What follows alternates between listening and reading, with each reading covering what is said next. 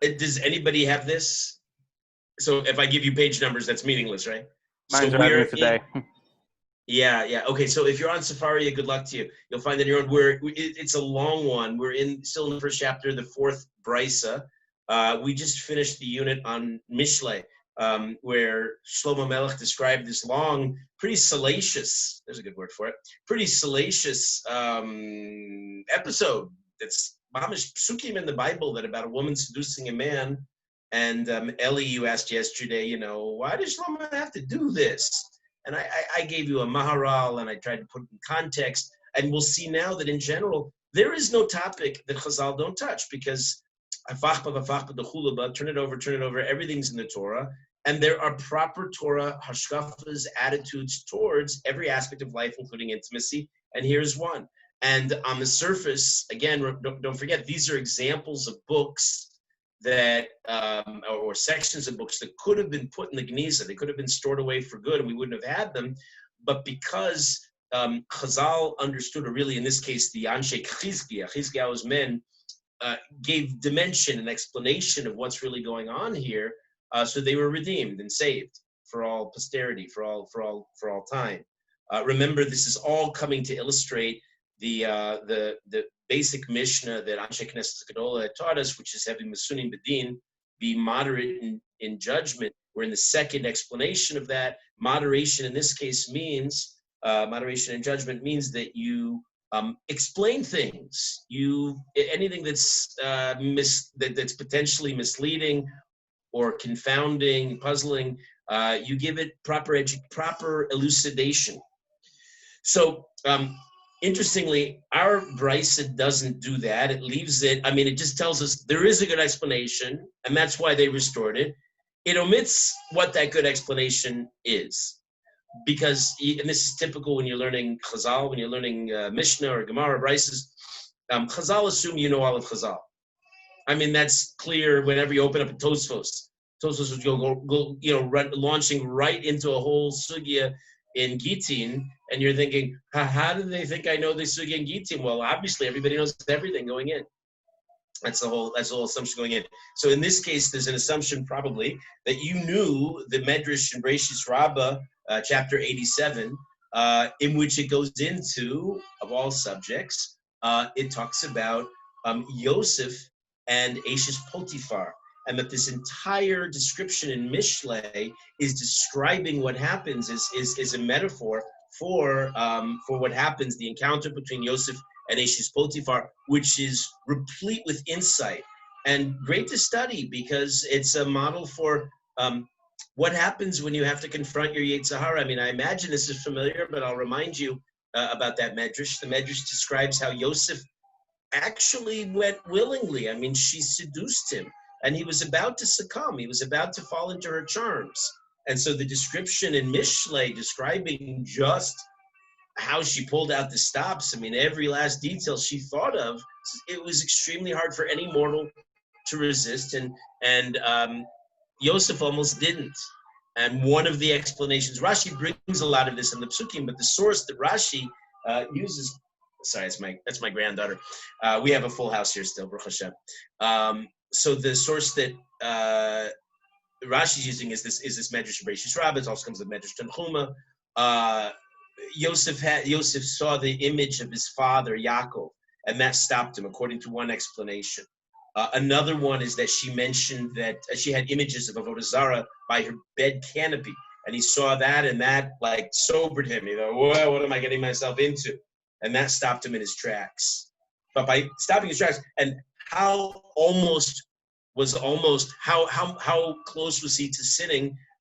He had to fight every fiber of his being to contain himself so much. The Medrash is quite explicit. It says that he was about to spill seed, and he stopped spilling seed in the ordinary way, and instead the seed came out from his fingernails. He held it in so much that it came out through his fingers, as quite an image of what it takes to have to struggle with your Yetzer Hara, right? And that's instructive. It's not as I say, I use the word salacious. It's not sensationalist, just to talk about these things. I mean, it gives us a model to work on. Well, Yosef was such a tzaddik, and he had this struggle. Okay, so if I have this struggle, I'm in good company, right? And look what Yosef did, and I can use the same kinds of tricks. So all of this, therefore, has good pedagogical, good moral purpose for us, and therefore it remained in Mishlei, and that Baruch Hashem, we have Chazal to elucidate these things. Another example, that was the example from Mishlei. Then the Brisa continues, gives an example from Shiur Shirim. Uchsi b'Shir Shirim. Anybody looking for it? I can't help you. You'll find it on your own. Uchsi b'Shir Shirim. L'chadodi neitze hasade nalina bakfari. All of these, by the way, are all along the same general theme of immodesty. In the pasuk it says, "Come, my beloved, let us go forth into the field. Let us lodge in the villages.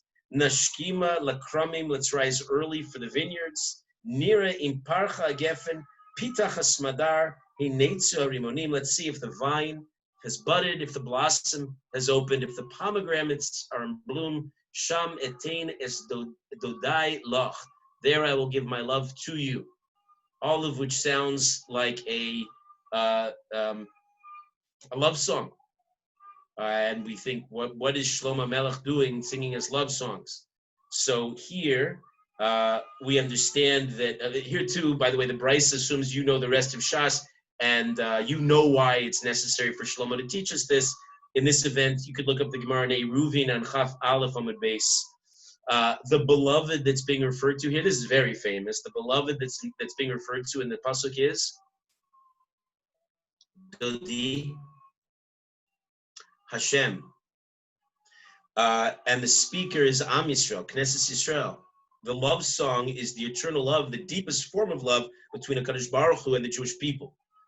Because whatever exists between a man and a woman is simply a microcosm of that greater love that bonds Hashem with his people. And all of Shiur Shirim is read through that prism. And it took the men of Chizkiah to elucidate that, to bring all these things out.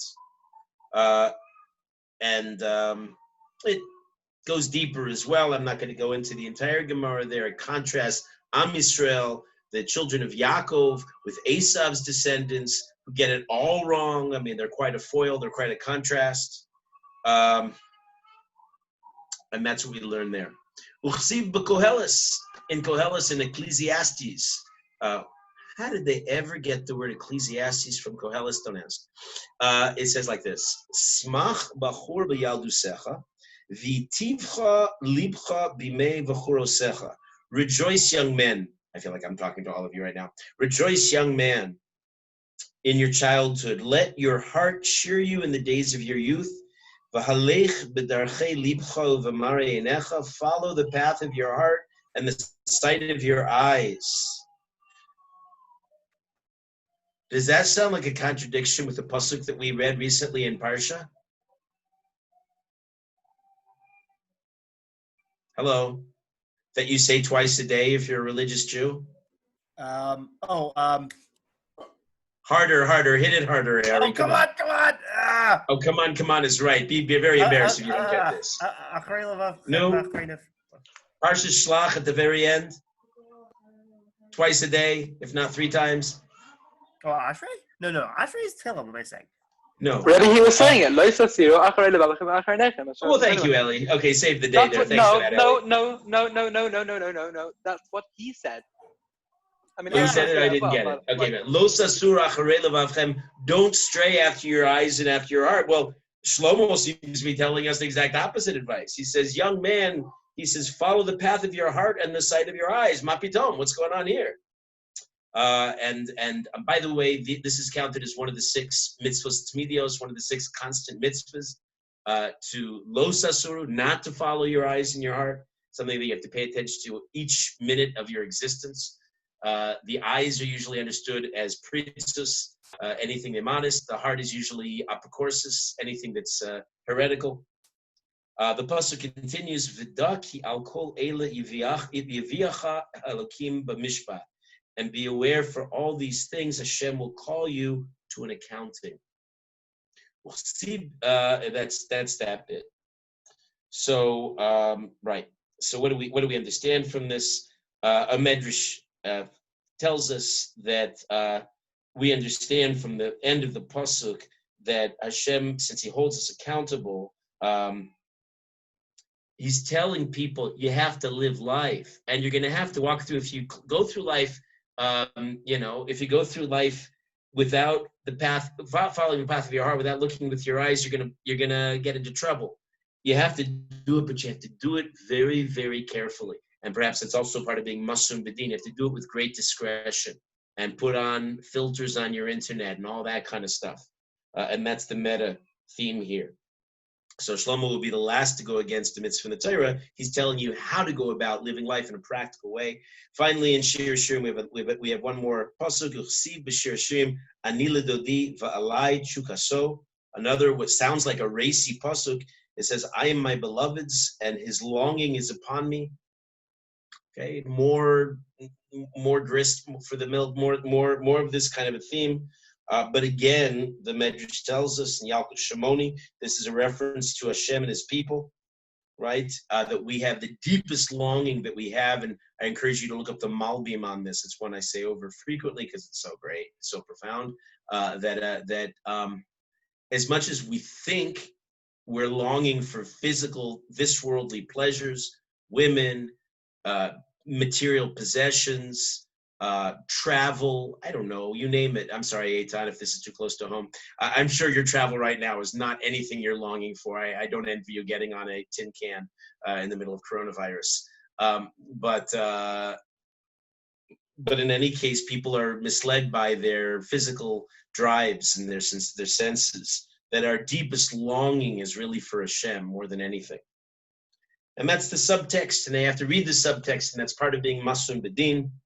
And the Bleiweiss sums all this up, and it says, Hevelo shehimtinu ele shepirshu.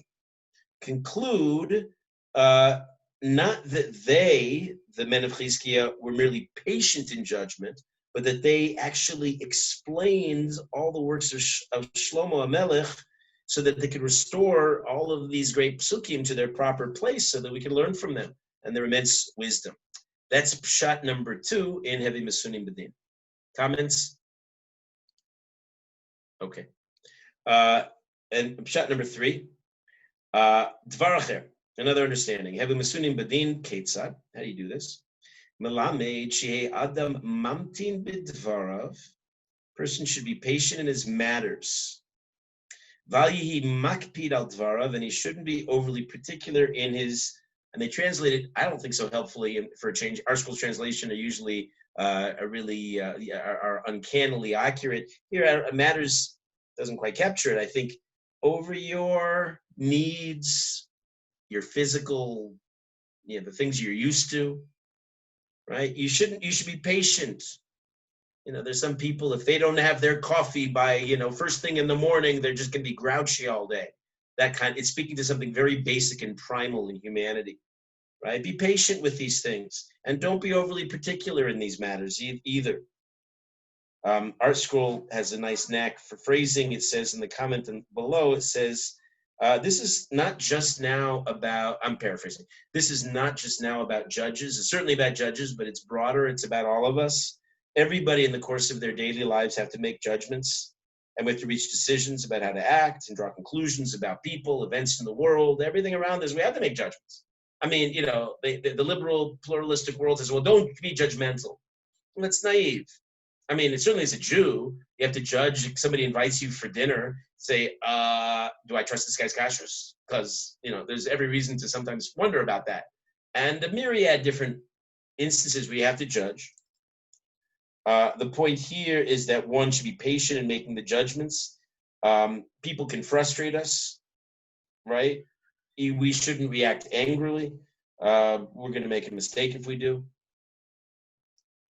The Bleiweiss continues, Shekola makpid al dvarav, mishakeach es dvarav. Anybody who's overly exacting, makpid, in his own needs, to the point that he actually gets angered or bothered or impatient if things don't quite go the way he likes. You're gonna forget the important things when it comes to it, and then it's going to illustrate this exact idea. This is This is so important. I mean, we're learning Musar here, and we're learning the primordial Musar book of Pirkei Avos, and it's now being spelled out in an extremely human trait, one that people, that we find this commonly in our lives, our nonsense, our hang-ups, right? And the Mishnah is telling us it's a mitzvah. You have to overcome this. You have to be bigger than all this. And then it illustrates. Moshe Rabbeinu himself forgot himself, got lost because of his anger. He wasn't thinking straight, and that led to a chain of events that would be tragic. Right. The Gemara says in Psachim, anyone who becomes angry, if he's a wise man, his wisdom deserts him. If he's a prophet, his prophecy deserts him. Says the Gemara. And here's the story. Shinemar vayomer Elazar Cohen el anshe yatzava habayim lemilchama. This is coming up in a few weeks in Parshas Balak at the end. It says Elazar the Cohen. This is after Aaron's death. In this week's for us it's this week's Parshas Chukas. Vayomer Elazar Cohen el anshe yatzava habayim lemilchama, to the men of the war coming to war. Zos chukas Torah shetziva Hashem es Moshe. This is the decree of the Torah. Hashem has commanded Moshe. Okay, what's going on? The historical background here is Am Yisrael is about to go to war with Midian, and actually, I'm sorry, this is actually right after Balak, right after Midian followed Balaam's advice to have their women seduce the Jewish men, and then they go out to war against them. Yeah. So they got a lot of booty, they got a lot of plunder. The victors brought back cooking utensils. Elazar announced in the laws of the Torah about, this is where we learn actually about tfilas kelim, how you toivel dishes in the Torah. Right. That's the basic background to all of this. The Brisa continues. It says, Moshe tziva lo osi tziva. When Elazar commanded this, he says, it was Moshe who commanded it. Don't think it's me. I don't have the same authority as Moshe. Why did Elazar have to command this? Because Moshe had forgotten them. Like, there are mitzvahs that Moshe was supposed to carry out, but he was upset with the men, and in his anger, he forgot what he was supposed to do. He forgot his job, which is a big problem.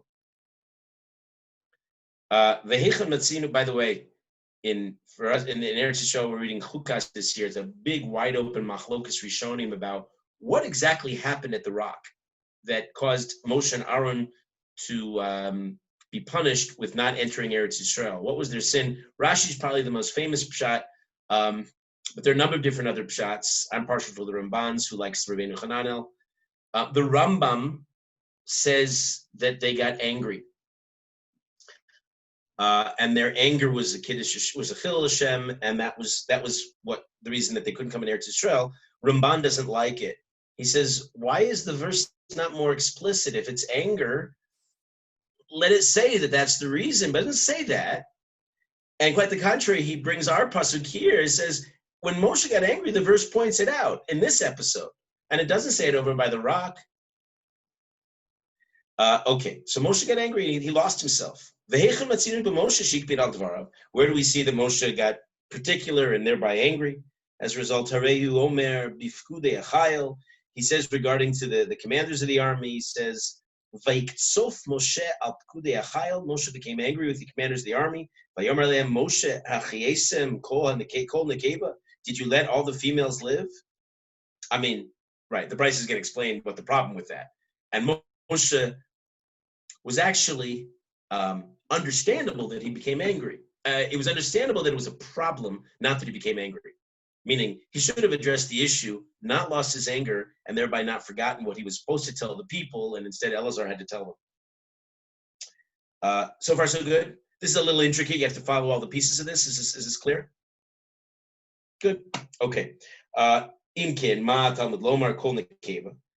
What is the problem? What does it mean? Did you let every female live? Right? Bilam had advised this whole thing. He set up this whole ruse for Midian to seduce the Jewish men, similar to what had happened with the Moavi women.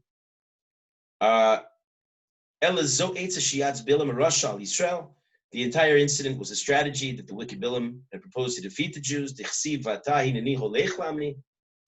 Bilam said, now I'm going to go to my people. Why is he going to his people? He's going to make mischief. He's going to stir up trouble for us. I'm going to advise you what these people will do to your people in the end of days, meaning Am Yisrael is going to get you guys once. Let's subvert them first. Let's try to undermine the Jewish people first.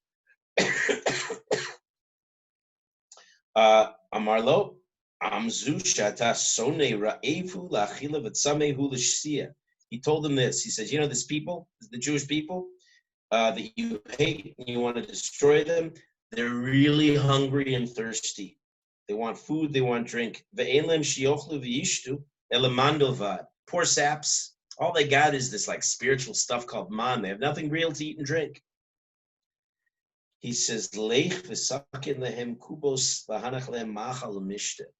set up the prostitutes with all their booths. That's how they set them up. I guess some people have lemonade stands. This is how it used to work back in the day. And they would have lemonade and sushi, and I don't know, what do people set up? What do you when you walk in the city? What's the new age cuisine that they serve in these stands? Right? It's all fancy stuff nowadays, right? Anyway, hot dogs, peanuts.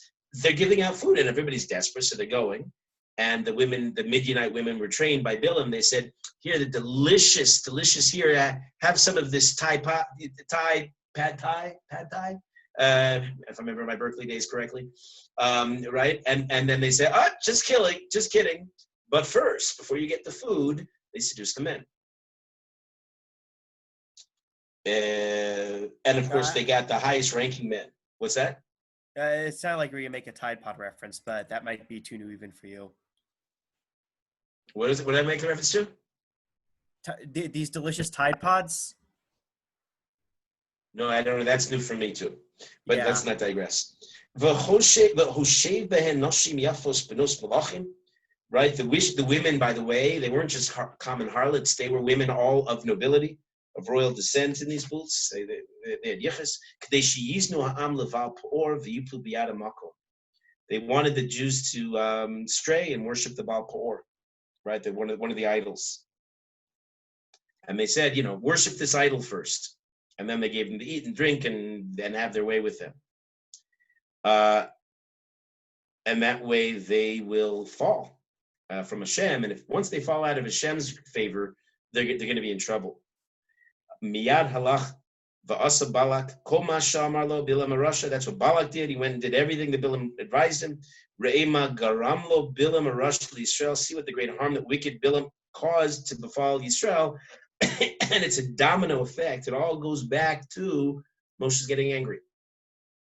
One thing spins out of control. Megalgalin schusayde zakai, megalgalin chayav chayav, and look what it almost led to. Baruch Hashem, we were able to rise to it. Didn't end in tragedy, but it was some tragedy. There was a partial sin, and Pinchas rose to the occasion. The great Pinchas was able to put out the problem. And then what happened? But the harm that was caused immediately was that it did not lead to the destruction of the Jews, as Bilam had hoped. It wasn't, in other words, a cataclysm. It wasn't a massive tragedy. But hold the thought for just a second, Eden. It says Magaram. What happened? Shenaflu mehem esrim va'arba elef. There was a war, and it caused 24,000 Jews to fall in a plague before Hashem. Yeah, Eden? So this might have been with this actual incident, and or it might have been with the Moabite women. But I learned like 2 weeks ago that in bringing Midian and Moab, I misrepresented it. This is the Moabite. This is the episode with the Moabite women. Yeah. Got it. Okay, so I learned that this is the one time, like in like all of Jewish history, that God didn't send a warning, and that the plague was like immediate. I don't know if like you ever heard that. It's not. Yeah, no. It's a familiar idea. It's not mentioned here, but yeah, striking. This idea. Yeah. And now the Brisa concludes by reinforcing this is the third shot of what you need to be masunim b'dim. You need to control yourself and get over your needs, your wants, your matters, your desires, and certainly hold back your anger. This is obvious and an a priori kind of an argument. Moshe Rabbeinu Chacham Gadol. I don't know if you know this. Moshe was very smart. He's the smartest of the great sages. He's the father of all prophets. When he got overly intense and angry, he forgot himself, forgot his own obligations. We, or a little bit on a lower level, we have to be really, really careful. Ordinary people.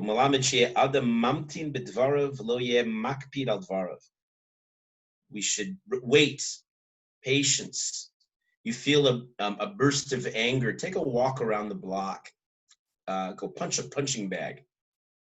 By that I mean an actual punching bag, not your kid sister who substitutes as a punching bag for some people. And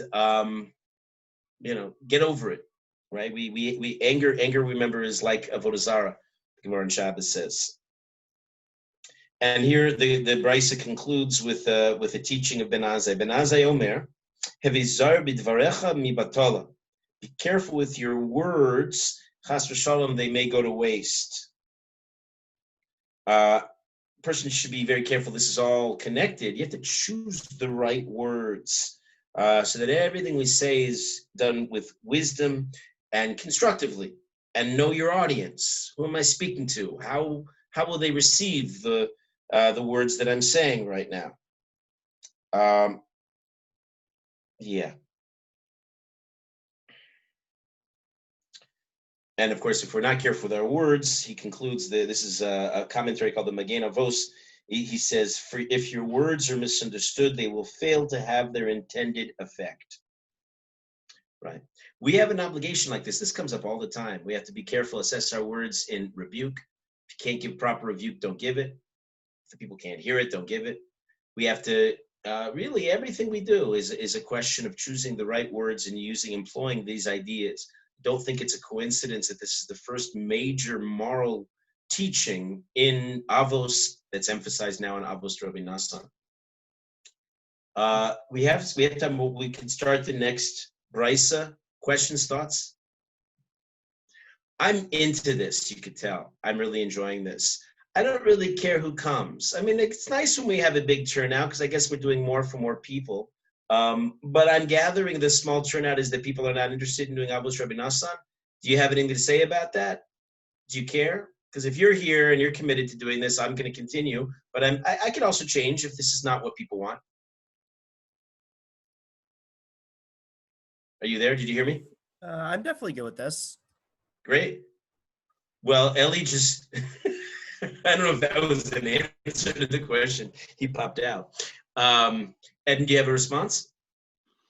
I'm like, I myself am good with it, but I think the classes where you had the highest turnout were the ones where it was like the controversial topics.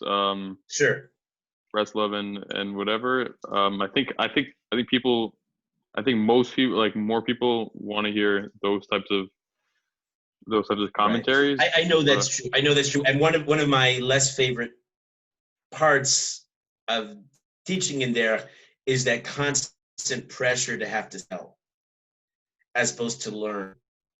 And if you remember, I mentioned this a couple of days ago, Rav Greenwald, his crusade, which I'm sympathetic to. We should be learning more text inside. But the guys, it's too much to ask for them. They have to focus.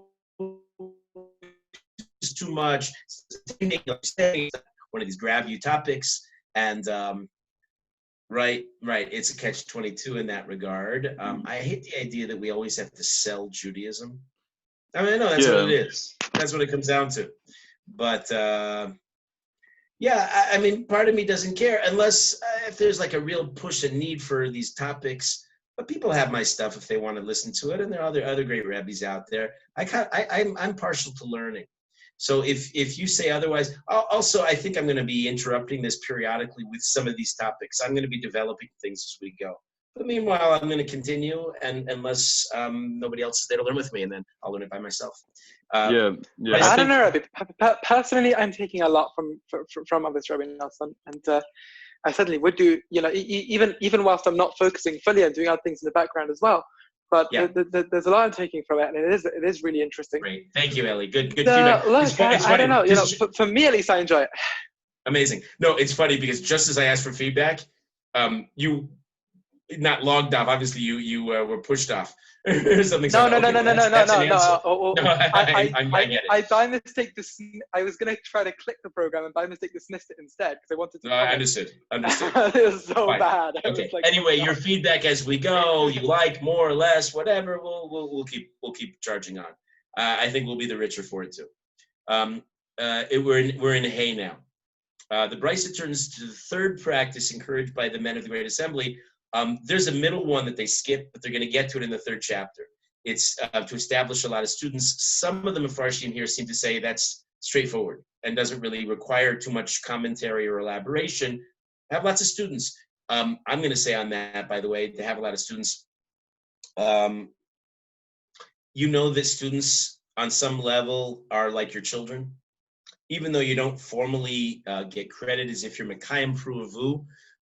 With students, but on some level they are, and on certain level they're even more important than that. And the idea of establishing disciples, you should spread Torah. Torah is not meant to be learned and then kept to yourself. You have to then give it over to others.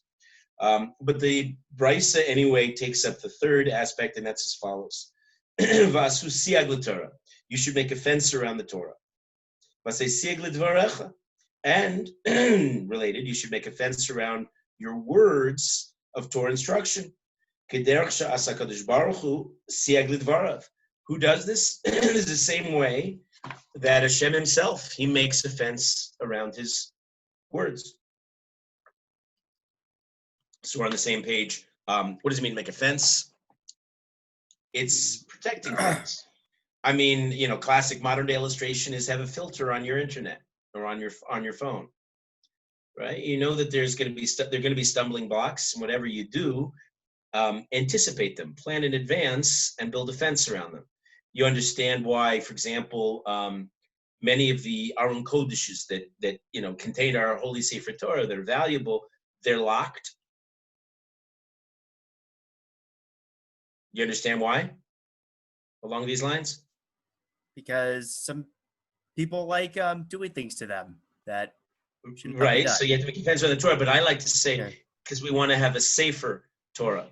Oh, sorry about that. Couldn't resist that. I've heard different conjugations of that one, but not that one specifically. You walked into it, Ari, though. I appreciate that. Thank you. Yeah. You told me last time I ruined your joke. Do you like me to? Yeah. It's true. I suspect you're about to step on it right now, but Baruch Hashem, you didn't. Okay. Yeah. So we should. So even Hashem makes a fence around his words. Adam Rishon asa siag lidvarav. Adam Rishon did the same thing. Torah asa siag lidvarav. Torah makes a fence around its words. I mean, really, in a sense, the Torah is Hashem's words, right? But the Brisa says the Torah separately to indicate that the actual laws of the Torah come replete with this idea of protective devices surrounding everything. Right? I mean, on some basic level, yichud is a classic example. In the secular research on when bad things happen along the lines of immodesty, much of the time, many of the terrible instances of molestation, of rape, and the like happen simply because of availability. And tragically, it happens often in the family because family members are there, they're present. Which indicates that men particularly are profligate, and if they're secluded with a woman, stuff tends to happen. So don't be secluded with a woman, and then things won't happen. So this is a major central value, principle. And there are things that are established by Hashem and the Torah and Adam Rishon and the various personalities we're about to learn about. We should take a cue and do the same. If you know you have a particular personal hang-up, make a fence. Get away from it. Don't even go there. Ellie, you were asking about this discussion of same-sex attraction, which comes up, and I have this longer shiur on the subject. Many years ago in Derech, one of the young men who struggles with this, and it's not a small struggle, especially if you're in yeshiva, especially if you're from, you're trying to navigate that very tricky path of how do you be from and then have this challenge. But he came to me one night, and he said that he'd overcome a personal challenge. That night, the yeshiva decided to go to the swimming pool as a nice getaway, and he decided he was not going to go. Not going to go to the swimming pool. He's going to stay in the base medrash and learn Torah, because being in the locker room, whatever else, whatever kind of challenges there'd be for him personally would be too great. And then he felt, why even go there? Why even stir things up for himself? And I said, it seems to me, you're a huge tzaddik, and Hashem gives you immense reward for your efforts. It's a classic example. It's a personal kind of a thing. Nowhere in the Torah does it says you can't go to swim night. But for this particular individual with his own struggles, he just did a major mitzvah that one imagines in the end of days is going to count heavily on his record. So among the greats who also made fences, Moshe Sasieg L'Dvarav, not surprisingly, Moshe did. Vaf Eov, Eov, one of our anti-heroes or heroes, depending on which pshat you accept. Vaf Nevim v'Chachamim, Eov did it. The Nevim did, the prophets, the sages. Kula Masu Sieg L'Divreim. Right? It's meaning what's being reinforced here. The fact that everybody who's anybody did it means if they did it, and many of them, Moshe Rabbeinu was in a pretty good place in terms of his Yetzer Hara. How much more we have to really strategize in the way we go about living our lives. What is the example? How did Hashem do this?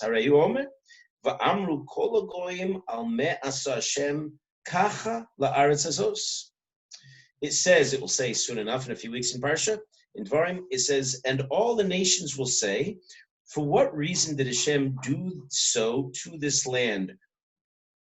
Why this wrathfulness and great anger?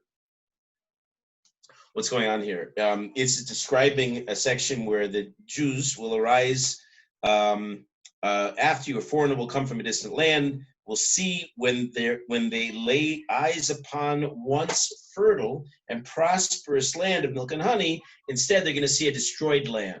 This is after the Jews stray after Avodah Zarah, and there's a destruction. And so the pasuk describes a land of sulfur and salt, the conflagration of the entire land. It can't be sown, it can't sprout any produce, no grass will rise on it, like the upheaval of Sodom and the Gomorrah, which Hashem overturned in his anger and wrath. And so for what reason did Hashem do this to the land again? That was the verse. Why this destruction? Why this anger? Melamed, says the Braisa, Melamed shegalueya lifnei misha amar ba'olam. This teaches that it was revealed before the one who spoke and the world came into being. That's one of the ways Chazal referred to Hashem. It's known before Hashem. She'asidin hadoros kach lomar al me asa Hashem kach al haaretz hazos. Hashem knew in the future, later generations who come and look at Eretz Yisrael in a state of destruction will say, why did Hashem do this? Why is Hashem so angry?